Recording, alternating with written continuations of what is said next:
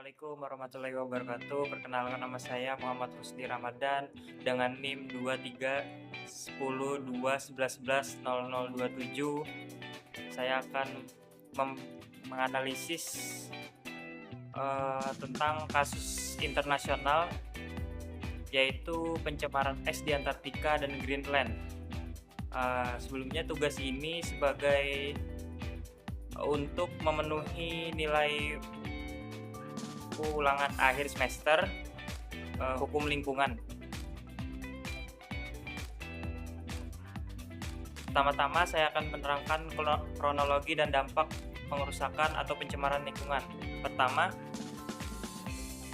pengerusakan lingkungan adalah perubahan langsung atau tidak langsung terhadap sifat fisik, kimia, dan hayati lingkungan hidup yang melampaui kriteria baku kerusakan lingkungan.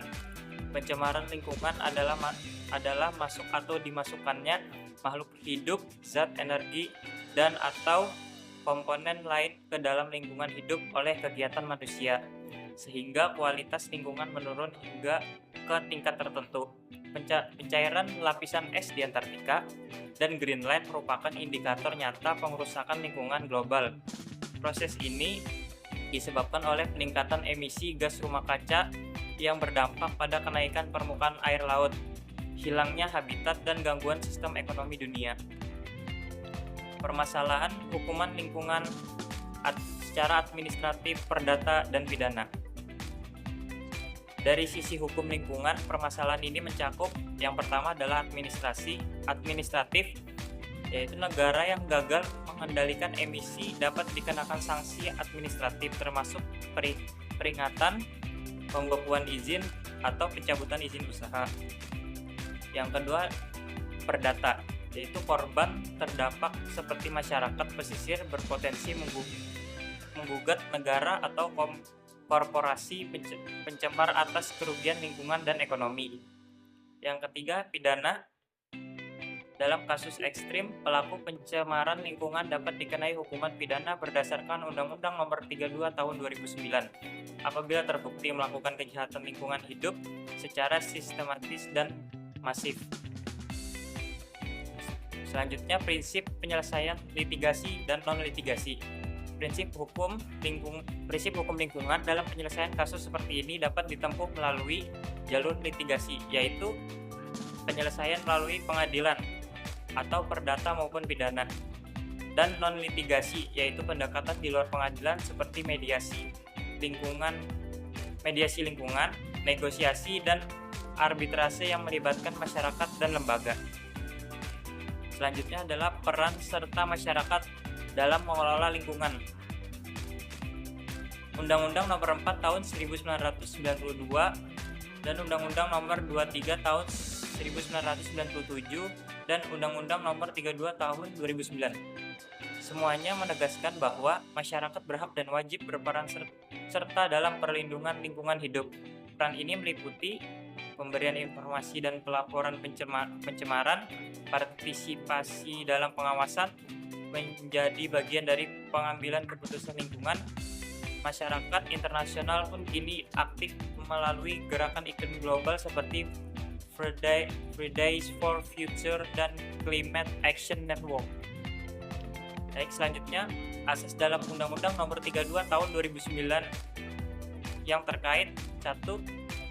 Kasus pencemaran es ini relevan dengan jumlah asas dalam pasal 2 Undang-Undang Nomor 32 Tahun 2009, yaitu asas tanggung jawab negara. Negara wajib menjamin perlindungan lingkungan bagi warganya. 2. Asas kelestarian dan keberlanjutan.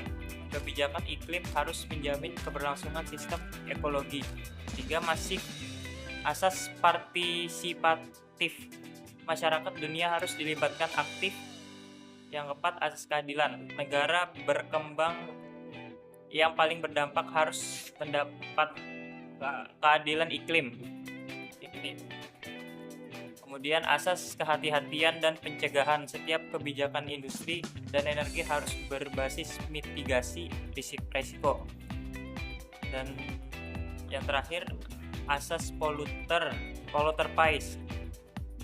negara atau korporasi penghasil emisi terbesar wajib menanggung biaya pemulihan lingkungan. Lanjut, tujuan hukum lingkungan menurut pasal 3 Undang-Undang Nomor 32 Tahun 2009. Tujuan perlindungan dan pengelolaan lingkungan hidup menurut pasal 3 adalah melindungi wilayah Indonesia dari pencemaran dan kerusakan, menjamin keselamatan kesehatan manusia, menjamin kelangsungan makhluk hidup dan ekosistem, menjamin kelestarian fungsi lingkungan hidup, mengendalikan pemanfaatan sumber daya alam secara bijak. Dari kasus ini kita belajar bahwa masalah global seperti perubahan iklim tetap menjadi tanggung jawab semua pihak, termasuk Indonesia, dalam kerangka hukum lingkungan yang kuat, adil, dan partisipatif. Baik, penutup sekarang demikian analisis kasus es di Antartika dan Greenland. Semoga ini menjadi pengingat pentingnya menjaga bumi bukan hanya untuk hari ini tetapi juga untuk generasi yang akan datang. Sekian dari saya, terima kasih atas perhatiannya. Wassalamualaikum warahmatullahi wabarakatuh.